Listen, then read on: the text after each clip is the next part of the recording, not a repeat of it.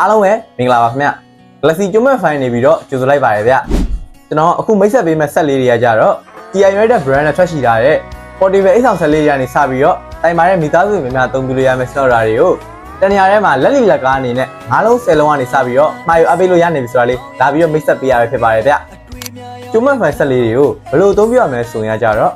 ဆက်ထဲကို data sync လေးထည့်ပေးရနဲ့ internet line ပြီးတဲ့တိုက်နှစ်တက်ရနေရအကုန်လုံးကိုတည်သွားတဲ့တာအသုံးလို့ရတဲ့အပြင်ကိုလူကြီးမင်းတို့အနေနဲ့ဒီပါကိုသွားမယ်ဆိုရင်တော့မှပဲဒီပါ data sync ကထည့်ပြီးတော့အသုံးပြုလို့ရတဲ့အထိကို screen ပေးအောင်မှာဖြစ်ပါတယ်ဗျဒီဆက်လေးရဲ့အဓိကအားသာချက်ကကြတော့ battery percentage ကလည်းပဲ3000 4000 5000 1000အစားအစာရှိတဲ့အပြင်ကိုလူကြီးမင်းတို့အနေနဲ့ကြတော့မိတိုက်ရိုက်အသုံးပြုနေဆိုရင်တော့မှပဲ power bank solar inverter စသည်တို့နဲ့အကုန်လုံးနဲ့ထိဆက်ပြီးတော့အသုံးပြုလို့ရအောင်မှာပဲဖြစ်ပါတယ်ဗျ